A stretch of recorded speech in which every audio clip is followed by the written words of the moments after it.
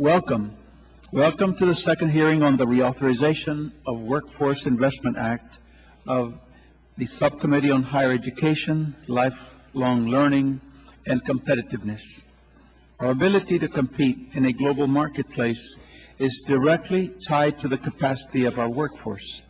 It is essential that we take this opportunity of the reauthorization of the Workforce Investment Act to prepare for the challenges ahead. With the retirements of the baby boom generation, we are facing an exodus of highly skilled, highly educated individuals from the workforce. A workforce development system for the 21st century must find ways to maximize ongoing participation from older workers who want to continue working. Our system must also value and develop the talents of all of its workers, especially those with disabilities. The return on investment in reducing or eliminating the need for public assistance and enabling a person with disabilities to fully participate in the workplace and in their communities is enormous. Today, our vocational and rehabilitation services programs are strained beyond their capacity. There are long and growing waiting lists for services. We need to make sure that the VR system is equipped to handle the increased demand. Our workforce system must also be integrated with our education system. We also know that our future workforce will increasingly come from minority communities. 42% of our public school children are racial or ethnicity minorities.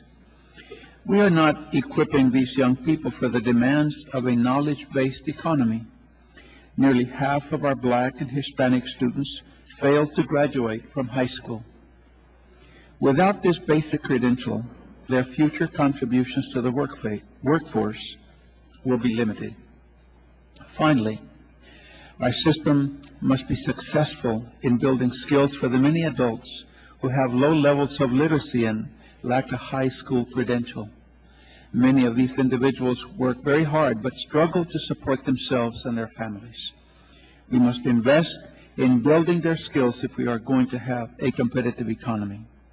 The Workforce Investment Act created a new and comprehensive workforce investment system designed to change our employment and training services are delivered.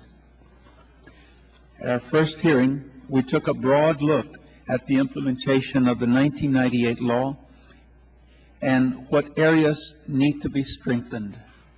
Today, at this hearing, we will take a closer look at the implementation of the programs authorized under Workforce Investment Act from individual, local, regional, and state perspectives. I'm eager to hear the witnesses' testimony and recommendations on how we can improve the workforce development system in a way that positions both employers and employees for the future. As we look to make improvements to the Workforce Investment Act, we must never lose sight of our obligation to ensure that the programs serve those with the greatest needs. I would like to thank the witnesses for joining us today.